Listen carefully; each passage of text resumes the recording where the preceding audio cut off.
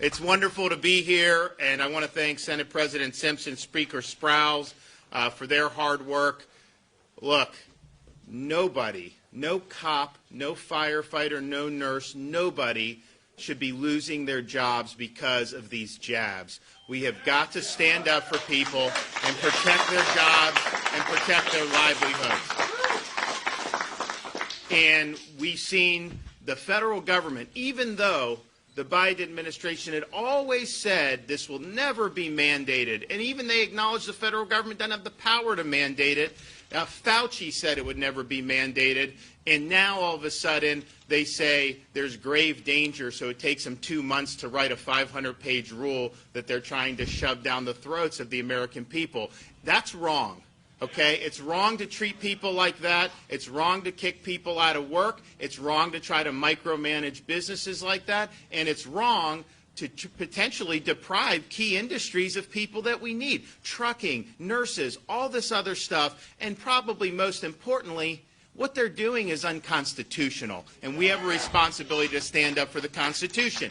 And that's what we're doing. But it's also, and it needs to be pointed out, it's not just the Biden mandate. I mean, you have some major corporations that are basically enacting policies. Maybe they just want to curry favor with you. I don't know. But they're threatening to throw out people from work in the state of Florida. Many of these people who've come up to me and are concerned about this have recovered from COVID. And so these mandates ignore science because they don't recognize immunity conferred through prior infection, and it's just wrong. And so we have a responsibility, yes, to stand up against Biden's mandates, but we have a responsibility to protect Floridians regardless of those mandates. And it doesn't matter if the federal government stood down tomorrow, we still would need to act to be able to protect our nurses, to be able to protect our firefighters, be able to protect everybody in the economy. And so I called a special session of the legislature to be able to address this, because we need to protect Floridians. We need to make sure that people can put food on the table and that their livelihoods aren't dependent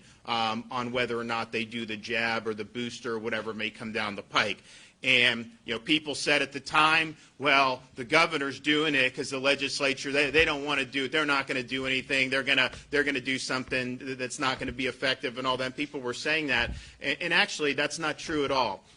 We've been working with both the Speaker and the Senate President to be able to get proposed legislation that will do a number of things. One, say you can't fire people based off this jab, and that's true private sector.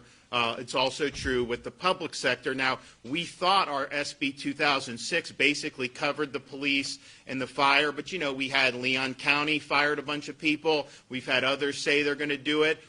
So I think that they're wrong on that law. I think we'd win in litigation, but we're going to make it even clear on that. And so any police department or fire that's threatening this at this point, they're going to have zero legs to stand on, and it's very important that we do that. So this will be probably the strongest protections for both private and public sector employees anywhere in the country. And I want to thank Speaker Sprowls for stepping up. I want to thank Senate President Simpson.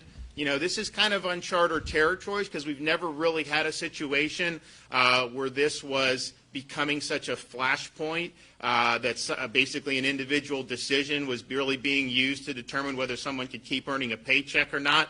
And so we really had to make sure that we were doing it right. And I know they had a lot of differences of opinion within their respective caucuses. But I'm proud to say we're going to do something in this special session that matters. We're going to do something in this special session that is going to put people's minds at ease. It's going to save their jobs. Every time I'm out, someone will come up to me concerned about a looming deadline of when they could potentially get a pink slip. And first of all, it's wrong if they were to get the pink slip, but even leading up to that, it's caused a lot of anxiety. There's a lot of uncertainty with a lot of families about what's going on. And at the end of the day, we want people to be able to make informed decisions for themselves. But we've got to stop bossing people around. We've got to stop the coercion. We've got to stop trying to browbeat people. From the very beginning, you know, we said, let's not put people down, let's lift people up. And so that's what we're going to be doing. We're going to be saving a lot of jobs in the state of Florida. We're going to be striking a blow for freedom. We're going to be standing up against the Biden mandates, and we're going to be better as a result of it. I also asked them, while you're at it, let's make sure we put all the issues we can to bed for some of the things that we've been doing.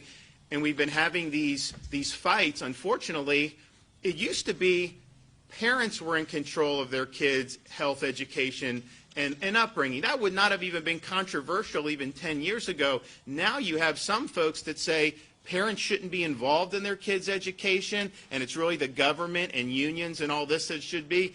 We passed the Parents' Bill of Rights in the state of Florida this year that I signed into law, and it was the right thing to do. It was the right thing to do, and it basically said that parents should be making some of these decisions. And so we made sure that for schools that was the case.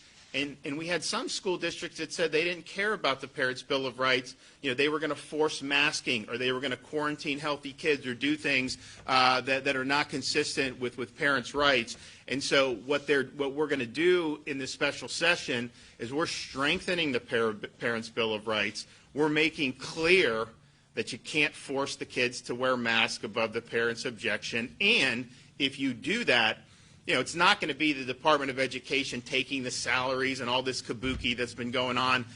Parents will have a right to go in and sue the school districts and recover costs and attorney's fees for having to do it. So if your kids' rights are violated, or your rights as a parent, you immediately go in and you're able to vindicate. And so I guarantee you, with having that type of teeth in the Parents' Bill of Rights, you're going to have everyone get in line. Oh, they're almost all in the line now because we've been winning all these cases. It was interesting. There was one circuit judge that ruled against us. It was a terrible decision. Everyone knew that. But that was like national news. And we've had a flurry of cases where we win all these other cases. You would be hard-pressed to even know those cases are being rendered. Not as much interest, in certain quarters, particularly of the corporate media, about those cases. But we won yet another one last week, and we have some other ones that are going to be coming down. So even with that, we've been right. But it shouldn't even come to having to do all this. It should just be very clear. So the legislature is going to make that clear, and I think that that's something that's very important. And also with respect to kids, we have it in the law, clear, we think, but we don't want to even have any litigation or anything. So it will be made even more abundantly clear that when it comes to COVID vaccines for kids, they cannot be mandated on our school children. That's a parent's decision about whether they want to do that or not. So I'm excited. I think that we're going to really, Florida really will be leading. I think that you've seen, I think Montana did this a few months ago, and I think Tennessee recently did something.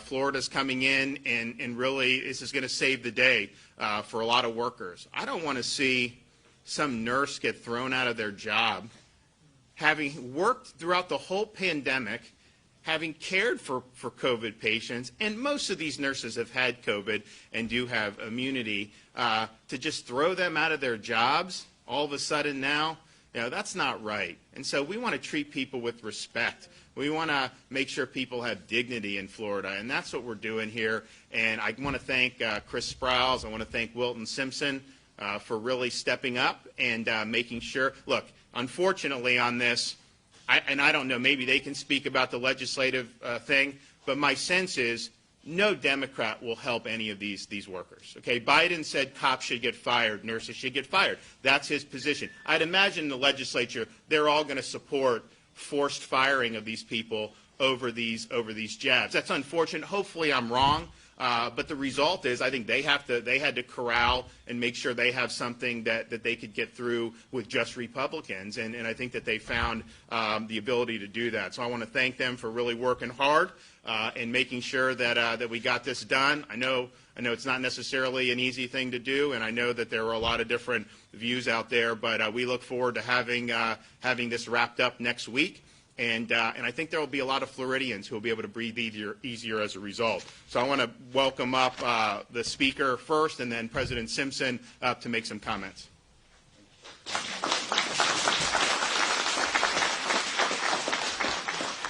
Thank you, Governor, and thank you for your leadership, not just on days like today, but throughout the course of the pandemic. It is because of Governor DeSantis and the Republican-led legislature that businesses just like this one stayed open during the course of the pandemic, that employees who worked here and throughout the state every day were told one message by Governor DeSantis and the Florida legislature, and that is that every single family, that every single worker is essential. They have the right to provide for their families and to put food on their own table. That happened throughout the course of the pandemic. And we are here because President Biden has decided to use the heavy hand of government in an unprecedented demonstration of presidential power, unconstitutional presidential power, to try to dictate to Floridians, to try to dictate to businesses like this one, to try to dictate to families, to police officers, to nurses, to firefighters, that they go out and get a vaccine or they lose their job. The governor said this before, but these are the same folks who never took a day off during the pandemic. Many of us had the benefit of maybe working from home, but police officers didn't. The nurses didn't. They didn't have the benefit. They had to go to work every day because we needed them then, now more than ever before. And now the Biden administration is willing to say, thank you so much for your service, but do as we say or you're off the job. That's wrong. That is wrong. And that is why we're here with the governor. I want to thank him. I thank President Simpson. President, you've been such a great partner for us in the legislature. This absolutely would not have been able to be possible without the close working relationship between the House and the Senate. But we are here on the Keep Florida Free agenda to make sure that those workers have the ability to do what's best for them, to do what's best for their families, and for those businesses like this one, to do what's best for them. How many thousands of nurses or police officers or workers who don't feel comfortable are going to walk off the job if the Biden administration's mandate stands? What is that going to mean, not just for them, not just for their families and their ability to provide for themselves, but for all of us who rely on those individuals every single day, whether they're a police officer, whether they're a truck driver that's on their way to Publix to deliver goods that we're going to consume. This is vital to the strength of Florida, to the strength of Florida families. I want to thank also our members that are here today, Representative Artie and Zika, who's going to be carrying the bill that sends a very strong message from the legislature that says if the Department of Labor and OSHA is going to be weaponized as a way to hold hostage businesses throughout the state of Florida, no problem. We want a different plan. We want out of OSHA. We'll submit our own regulatory authority and say goodbye to the federal government.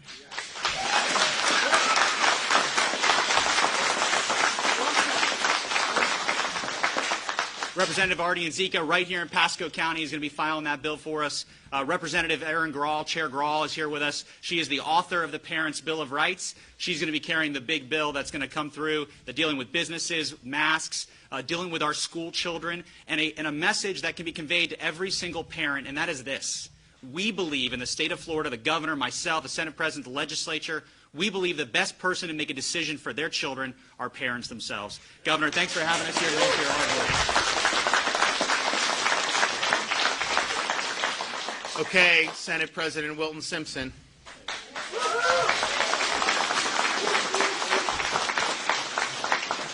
I want to reemphasize what the Speaker said, so I won't repeat all of those things, but very well done, Speaker. And the Speaker's been a great partner. Clearly, the Governor's been a great partner, not just the last 60 days.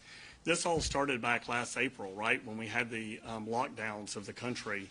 The Governor immediately formed committees to how do we safely reopen? How do we get through this pandemic and allow people to make a living for their families? How the dignity of work to continue?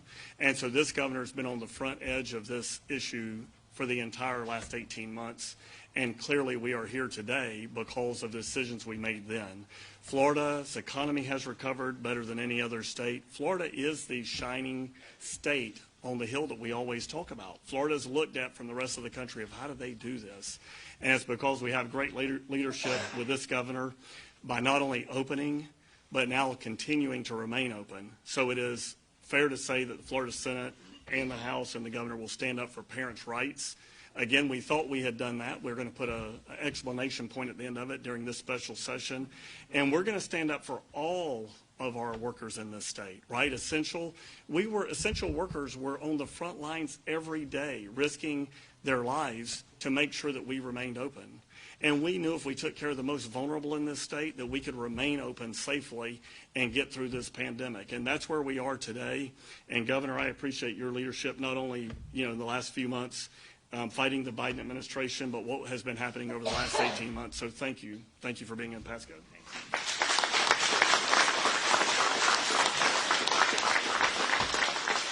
Well, thanks, Wilton. And it's true. I mean, people look to Florida, and yes, people are moving, but just a number of people that were coming here over the last year and a half just to get a respite from being in their areas, which weren't as good. And then the people that are, obviously there's a lot of people moving. You know, this New Jersey governor's race was very close, and I think we would have won that, but all the Republicans from New Jersey end up moving to Florida, so it's kind of hard to win these races at that point. So, you know, it is what it is. Okay, so we've got some great folks that are going to talk about a whole bunch of different factors here. I got Doc Hyder, president of Roland Transportation. They've been meeting truck needs Florida, Georgia, Alabama since the late 1970s. They were on the road throughout all of COVID because we needed that to happen. And now we're in a situation where if the Biden mandate goes in, you know, you could see huge disruption. So come on.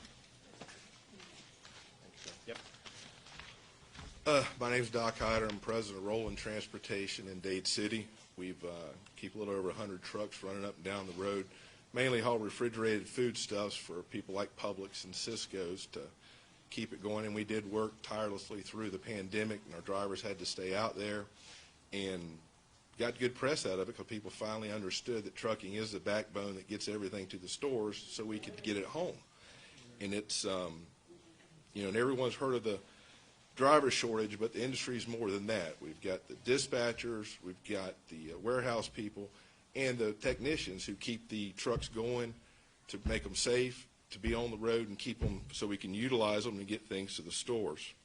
So this arbitrary 100-person rule from Biden and OSHA makes no sense to us, and we're struggling every day to get clarification what's going on and who is touched by it and who is not, because if you've got 120 people, but 30 of them are contracted to you as self-employed contractors, then are they including the 100? I don't know. And they're saying there's going to be an exemption for truck drivers that are single truck drivers in the cab that may not have to abide by the ruling. But so then, do my company go from 150 people to 50 people? We can't find it in the bill to find, or the law to find out. So it's, you know, the vaccine mandate will mean more chaos in the supply chain, will mean less on the shelves. You know, remember last year when we couldn't find Kleenex or anything and you could only buy 1 or 2 packs? Well, it's going to happen again if this goes through. And it's going to hurt the families, the companies, and our economy. And as an owner, I'll be faced with having to let someone go that's supporting their family by working with us to keep this going. And I may have to get rid of them because of this OSHA rule. And it's just not easy to do, and it's hard. I can't afford to do that, and I don't think the government can. Our state definitely can't, and our economy will suffer. So if we don't have the supply chain managers, and people in the office to make sure things are picked up, delivered efficiently, and the payroll people to get people paid, and it's going to be a bigger mess than what we had before. So that's the reason I'm here. And so I want to thank Governor DeSantis for protecting the rights of all Floridians. It makes me grateful to be an owner in a company in the state with a leader who understands the ramifications of the overreach of the federal government. And we know you have our backs, and we will fight for the people of Florida and protect our economy as a free state and open for business. Yep. So, all right. thank you. Yeah.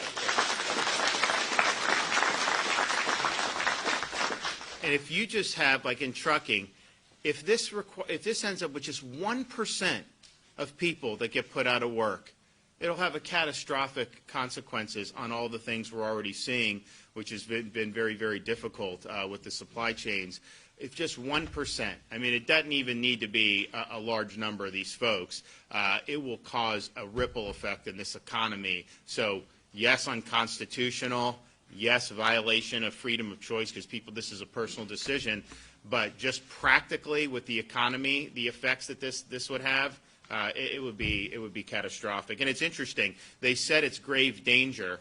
It took them 2 months to write it, okay, and then 2 more months for it to go into effect. They didn't want it to go into effect now because they know that these disruptions would happen before Christmas, and that would upset a lot of people. So they're punting it to the new year, where those disruptions maybe they would say would be less disruptive, at least to the Christmas season. So this whole thing really stinks to high heaven. Okay, I have Lisa Williams, she's a single mother in Tampa. She's been a flight attendant for 31 years, and she is here representing airline employees for Health Freedom, a group of over 2,000 airline employees who are actually suing their employers over these mandates.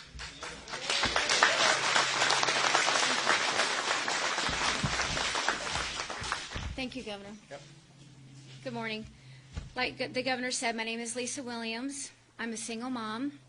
I live in Tampa, Florida, and I have 31 years as a flight attendant with a major U.S. airline.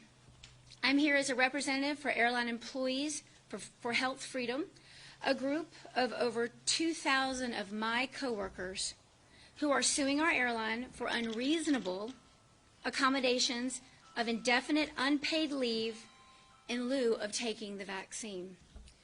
Accompanying me today are freedom flyers, pilots, freedom flyers. We are not anti-vaccine. We are anti-mandate.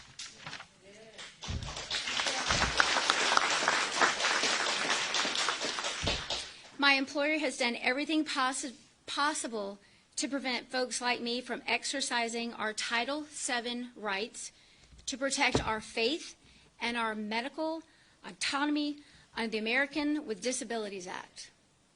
The airline CEO set an arbitrary deadline of August 31st to declare one's faith, and then did everything he could to prevent the free exercise thereof by pressuring people to not request an exemption. People were told that they were effectively resigning, would never fly again, or would lose their retirement if they didn't take the shot. The lies and the pressure was unbearable. On September 2nd, when I learned that the window had passed to get an exemption to the mandate, I was fearful of losing my job, which would cause me not to provide for my children, and I caved under duress and got the Johnson & Johnson vaccine. That was the single worst decision of my life. I violated my faith because my employer made me choose between my God and my job. A decision that almost cost me my life. Due to my body's adverse reaction to the jab, I was rushed to the hospital. Every day the side effects linger and I suffer chronic pain. A booster would most likely kill me. Even though I only took the shot because of the mandate, my employer refuses to allow any workman's compensation claims and will not acknowledge their role in my situation to help me. Meanwhile, they continue to systematically terminate my co-workers who are resisting the violation of the court restraining order. Governor DeSantis has our full support. We cannot thank you enough for your courage and determination in defending everyday Floridians like myself against these unconstitutional mandates. Employees must have the right to choose what's best for their individual faith and for their personal medical situations. Thank you.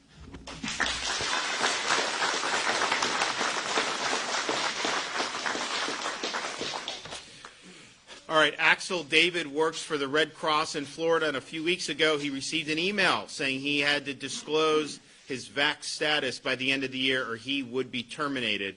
He's helped people recover from emergencies in their time of need, wildfires, hurricanes, and now they want to fire him over his medical decision. So, Axel? As we've been saying, disasters don't take breaks. Hurricanes, home fires, they don't stop for a pandemic. I've been right there working with the Red Cross through all of that. This past July, I saw the economy in Florida has been recovering. We saw a light at the end of the tunnel, so I purchased my first house in Brooksville. I'm now being told that if I don't sacrifice my principles, my integrity, and my bodily autonomy, they're going to fire me for not getting the vaccine. Now, I've recovered, I've done research, I spoke to a doctor, I made an informed decision that being low risk and with natural immunity, I didn't pose a threat to myself or others. Now, a lot of people might want to paint people like me as anti-vax. That's not what this is about. In fact, I actually helped my grandmother get her vaccine, her booster shot. I worked with her on that. My opposition to this is the unconstitutional and illegal mandate from the Biden regime. I just want to thank Governor DeSantis and the legislative leadership for these critical efforts and to send a signal to D.C. that these won't be tolerated in the Sunshine State of Freedom.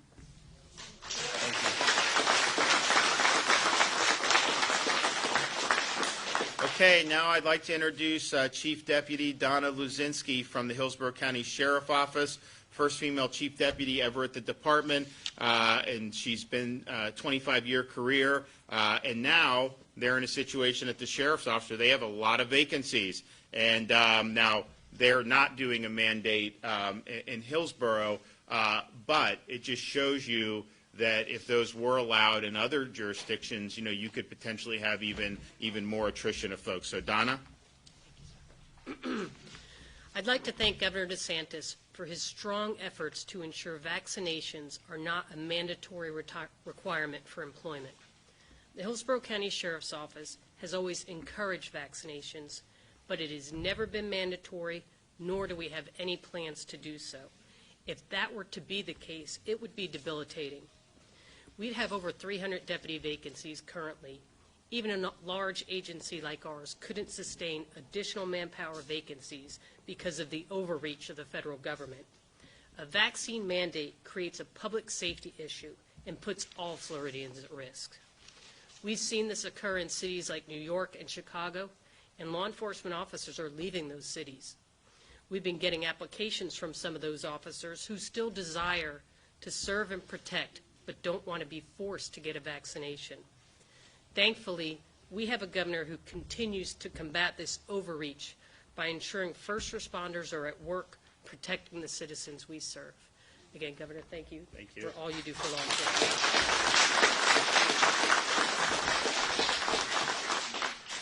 And one of the things we saw with having vacancies is there's a lot of people that aren't drawn to law enforcement because they've been treated poorly over the last years. Not in Florida, but in other parts of the country. But I think just generally people say, well, why would I want to go into that and have all the hassle and everything? And so what we said is we see people all around the country, morale is low. You go to a place like Seattle, they don't support you. Minneapolis, New York, all these places have huge problems. And so what we said is if you have experienced folks, qualified experienced folks from out of state, they come here and take jobs with law enforcement, we're going to authorize $5,000 signing bonuses for them. And that's going to make a huge difference. You're going to see people pouring in. You're going to see people pouring in, and we're going to be able to meet the needs. We're also going to be doing other things, and we'll have an announcement on this within the next couple of weeks. We have a whole law enforcement agenda that'll be really, really good. But that's what we want. We want people to be able to work. We don't want to exclude people and discriminate against them based on health choices. And what I've found is most of the police officers and firefighters who would be subject to these mandates have recovered from COVID and do have protection. I mean, that's just the reality because they've been out and about the whole doggone time. They haven't been sitting around on Zoom in their homes working from home. They can't do that. They have to be out and about. And so it's even doubly odd that you would penalize somebody under those circumstances. Sarah Pope is the parent of a Hillsborough County student, just entered her junior year. Her daughter struggled with anxiety and poor performance on standardized testing last year, due in part to the uncertainty with the quarantine policy, which they were keeping kids out of school for a long time. She was required to be masked during her PSAT, which is a very important standardized test. And so this year, her daughter's been able to be without the mask, and her performance has really, really improved. And, there's a lot of attention on the forced masking, and rightfully so. I think a parent wants to do it, fine, but, I mean, that should not be forced on kids, and it does hurt academic performance in many instances. But the quarantines we're totally out of control. You know, the CDC says, oh, if anybody tests positive, you quarantine everybody else around them. But what we found is 98% of these people who were considered contacts never had COVID. So these are healthy kids being quarantined, and the parents would be called 6 o'clock the day before school saying, oh, Sally can't go to school. She's been exposed. They'll say, well, she's not sick. Oh, sorry, 2 weeks. And that makes it very difficult for a lot of families and for parents. And, of course, getting kids out of the classroom like that is incredibly disruptive, and it really hurts there. So what we did in September with Dr. Joe Latipo as Surgeon General is we ended healthy quarantines in Florida. We said we're not doing that. We're going to do a symptoms-based approach. If someone's got symptoms, absolutely stay home or send them home. But you don't take all these healthy kids and send them home. And so if someone may have been in contact, you can monitor that kid. Parents can be notified. They can monitor and see. But you got to go based on symptoms, not based off just happen to be in the same room. And the result has been, you know, kids are in school, parents are really happy with this, and the learning is going to be better. I mean, just think about pulling someone out 2 weeks. There are some kids that would get quarantined. They literally would get quarantined but because they were exposed, and then they have a sibling who would be going to school. So they're in the same household. And it's like that. Other school districts would say the whole household needs to be quarantined. Incredibly, incredibly disruptive. So we're happy that what we're doing with Parents' Bill of Rights is if any of these school districts go away from the Department of Health's guidance on this, then parents have the ability to get their kids back in school. So Sarah, you want to come up? As the parent of a Hillsborough County student, I am relieved to report that the removal of the mask requirement is making all the difference for my daughter in better learning this year. While I was grateful that in-person classes were available at all last year, the mandatory mask wearing seriously impacted learning in a very negative way. Can you imagine having to take the PSAT or your AP tests with a mask on? My students said it was very hard to stay awake during these long standardized tests. And she would get, with the hot mask on your face. It would make you very, very sleepy. Most days she would come home with a headache, fatigue, and sometimes nausea from the hours of wearing a mask in a classroom. On top of the impaired learning was the constant uncertainty, leading to anxiety for many kids, of not knowing on any given day if they were going to be called to leave school and quarantine at home for a week or two, despite being healthy with no symptoms. Going into this school year, it was initially looking like the same profoundly disruptive mistakes were going to be made again, despite clear data showing that they were not in any way productive and they didn't result in better outcomes. Thankfully, due to the common sense leadership of our governor, those measures have been sent to the dustbin of history, and I'm happy to report that my student is enjoying a normal schooling year with a dependable routine that facilitates her learning rather than putting the brakes on it. Thank you.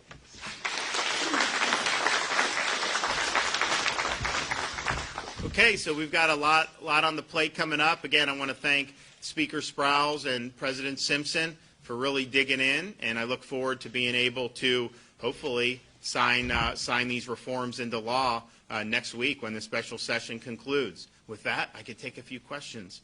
Yes, ma'am.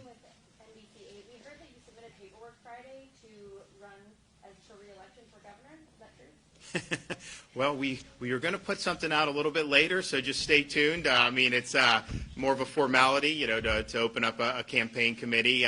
We're not going to be doing really anything in terms of public announcements till after the legislative session. But you got to prepare for these things, and so we're often doing that. Your legislation that you're going forward in the special session, will that also include other vaccinations like? No. This is only for COVID vaccinations. Only yeah. for COVID. Yeah.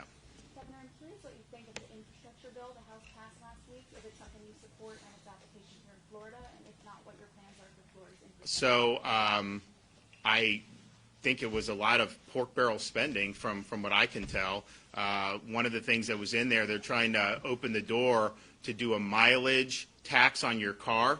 Some people want to be able to monitor the amount of car, because they say the gas tax doesn't get enough money. So they want to monitor the mileage that you're driving on your car and then tax you per the mile. they opened the door for that in that bill. That will never fly in the state of Florida. We are not going to allow that to happen. Yes. I work for the school district. I work with ESC pre-K. Yep. I'm a stage 4 cancer survivor for 5 years now. And, well, I am in medical leave. I had to put on the 2 Moderna vaccines, and I'm still going through the struggles. I mean, I was limping. I mean, So you're having side effects from the Moderna vaccine? Yeah. yes, headaches, all kinds of stuff. So I haven't been able to return to work, and it's just hard to be able to continue through this thing without. So I'm so grateful that now, we are not having to have this mandate for Right. our kids, and just having to be able to have these children without the mask and let the parents choose. Oh, yeah, For parent choice. healthy kids, it's extremely difficult to watch them, and they need to see our smile. They need to see our face. I agree. I mean, I think the smiles matter, and I think particularly the young kids. You will actually have certain school districts that will say, we are relieving mask mandate for high schoolers, but we're keeping them on those elementary. First of all, I don't think you should have mandate, period. But the elementary are the ones that need to be able to see the interaction more than anything, because they're learning to speak and read and do all that stuff. And it's absolutely critical. And don't tell me it doesn't make a difference. Heck, this head of the teachers union who tried to keep the schools closed all last year, she was found maskless, and she said, I took it off because it was too hard to understand each other wearing the mask. Well, how do you think these school children have felt for the last year?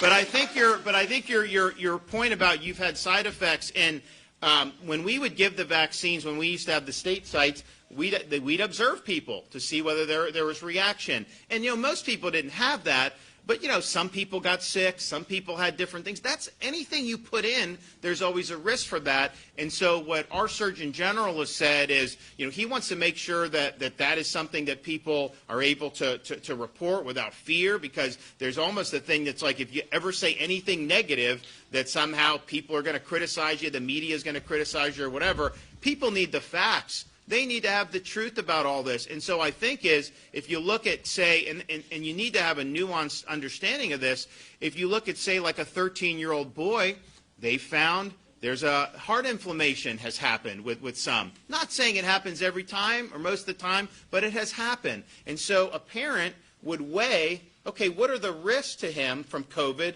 Very small. And then what are the potential risks from doing this course of treatment? And they can make those decisions. But that's how people evaluate their health. That is totally rational. That's how people should evaluate their health. And when you say mandate without any regard to any personal circumstances, that is just wrong. And most of these kids have recovered as well. Most of them don't even get symptoms. And so you're going to end up having, in certain states, they're going to mandate it on school kids that have already recovered from COVID. And so they're at basically zero risk anyways. And then with the immunity, it'd be like who knows, astronomical odds that something bad would happen from COVID. But then you're then introducing this, and look, maybe the odds are low, but you're already inject. So I think you need to have an honest conversation about it and make sure that people are able to make those informed decisions. But it is absolutely rational to look at your personal circumstances. And I think most people who oppose the mandates, I've not heard anyone say that COVID isn't real. They understand it's real, but they also understand different people are at different risks depending on their age, their health, a whole host of different things, and prior infection. So making those decisions, that's absolutely common sense. We're protecting people's ability to make those decisions. And unfortunately, you have a lot of stuff that's happened with the CDC. I mean, with the booster for the general public, the FDA recommended against it. Their two leading people in the FDA resigned in protest because they said this was being politicized. Can you imagine if that happened under Trump? I mean, the corporate press would have a meltdown. This would be like 24/7, CNN, NBC. I mean, it would be nonstop. That happened under Biden, and then CDC overruled the FDA on that. And I think that was more political. So the idea that people shouldn't look at that and factor that into what they may be doing, of course that they should be doing. But I do think just the lack of just leveling with the public, I think has been very detrimental. And look, this COVID vaccine is one thing. There's a whole host of other things regarding people's health, and I think you're going to see people have really, really serious misgivings the next time St. Fauci comes down the pike and says something, or any of these other people, because I don't think most Americans believe that they've been entirely truthful throughout the course of this pandemic. That's why we appreciate you. And I mentioned I'm stage 4 cancer survivor because I know about Casey, your precious wife, and I'm praying for her. Oh, thank you. Thank you. Well, all I can tell you is, I have faith in God, I have faith in her, and I do have faith in the power of prayer, and I can tell you there's a lot of people pulling for her, not just in Florida, but throughout the country. And so it's really uplifting. It's helped her spirits, it's helped my spirits, and we just look at it as, she may have been given a bad break, but she's got an awful lot to live for, so many people that care about her. And so, she's fighting. And look, it's not an easy thing. There's good days and bad days, but she's fighting, and she will be back better than ever. So thank you, guys. Appreciate it.